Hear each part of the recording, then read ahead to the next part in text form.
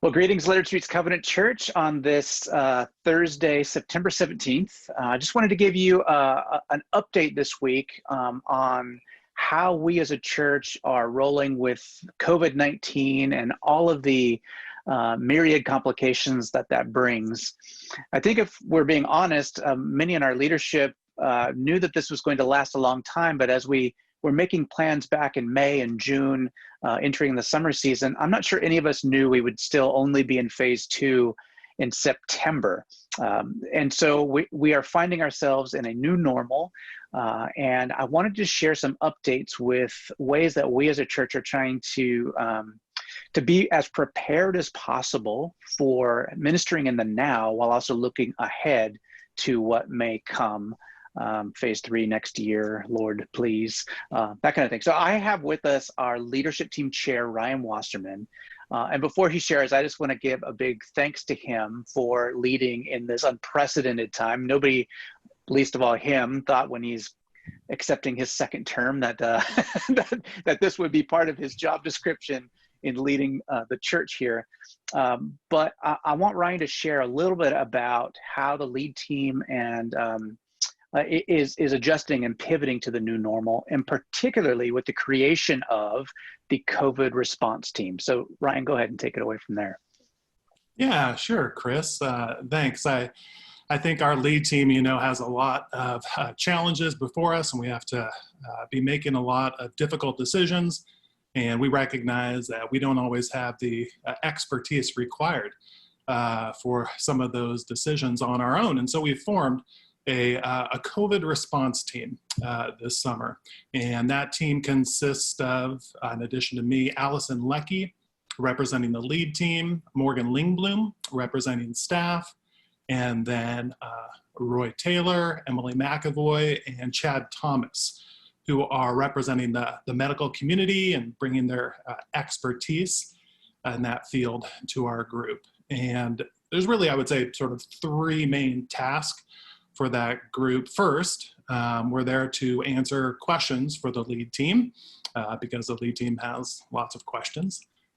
Second, that group is there to ask questions of the lead team because there's going to be some things that aren't even on our radar as a lead team. And so the COVID response group will be bringing those things to our attention. And then third, that group is working on special projects that are going to help us respond to the pandemic in a meaningful way. So, for example, our first task this summer, at the end of summer, was to put together a COVID control, mitigation, and response document, a kind of plan that every church is required to have in place before they can do any kind of face-to-face activities. And that's a plan that covers absolutely everything from employee training to workplace sanitation to contact tracing. And so the group has now put together that document, and so LSCC has a COVID plan in place. Fantastic. Thank you, Ryan. And for any of you out there who are in the marketplace dealing with all of the myriad regulations, you know how draining and difficult it can be. And so I just so appreciate the COVID response team coming in and sifting through all the regulations and nuances of the law so that our staff, myself included, can focus mostly on ministry and not be hung up with that stuff. And then the COVID response team can help us safely and creatively do more ministry. And one great example of that is Christy Wilson and the youth ministry. In fact, this coming Sunday will be our first in-person gathering. It'll be outside in the parking lot at LSCC, and it will be the C2 kids, granted if the air quality will let us do that. But Ryan, why don't you talk a little bit about that concrete example and how the COVID response team is helping make sure that event is safe and responsible? Yeah, sure. So, and we recognize that as a lead team, as a church, that we need to be caring for people's health, and that means both their physical health and their spiritual well-being. And we recognize too that after a long time apart, that having the opportunity for some groups to see each other face to face is a big part of maintaining their spiritual health. And so we're trying to think about creative ways that we can do that while also being very responsible and taking care of people's physical health. So, for example, Christy Wilson, like you say, is looking at having groups of cohort kids get together on the church property here starting this week. And when they do that, they'll be following all of the normal state guidelines that apply to every religious or faith-based gathering. That means, for example, self-screening ahead of time. It means everyone wearing face masks, and it means everyone staying at least 6 feet apart for the entire time that they're together. But we are actually trying to go above and beyond the regulations given to us by the state. So, for example, the state allows churches to meet indoors at this point during phase 2. But Christy will be meeting with the cohort 2 outdoors in the parking lot, just because outdoor is safer, and we want to exercise an abundance of caution. The state guidelines allow us to have, in principle, up to 100 people outdoors on a property if your property is large enough anyway. But we're limiting these to very small groups of children with Christy.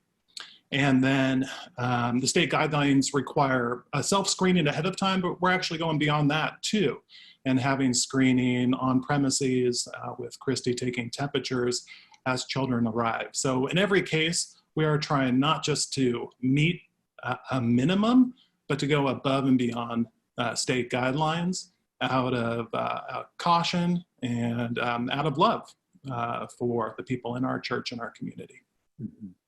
Thanks for breaking that down, Ryan. I guess I want to close with a statement about us trying to learn how to do ministry in a new reality. And the one thing I want to say is that we are trying to be as creative as possible, allowing our staff, our ministers, our small groups to do good soul care while also being extremely responsible. And I'm excited about this new plan, this team that's going to help us not just even do the minimum, but to make sure that we are caring well for our congregation, that we're caring well for the broader community that Jesus has called us to serve, and that we're being a good witness for Jesus and for the church, Big C church in the community. None of us wants to be a super spreader. None of us wants to have that negative press for the Lord because we couldn't wear a mask or we couldn't do things the right way. So I'm thankful for this synergy of lead team, staff, and COVID response team.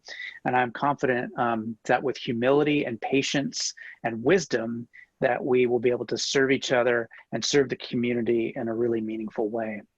We have updated our phased preparedness plan, and I'll be posting that in the weekly update as well as on our website. Keep in mind this document is in flux as we learn more about new regulations and new things come to light. And we're playing it conservative right now just to be on the safe side. But you can take a look at that document and please inquire of me or anyone on the lead team if you have questions or you have an idea and you want to run it by us. Is this possible? Is this something we can do? Because we want to do ministry. All right. Thank you so much, Ryan, for your leadership and wisdom and hard work on all of this, and everyone who's been involved. We really appreciate it. And church, let's keep on being faithful, putting one foot in front of the other as we follow Jesus. Bless you. Go in peace.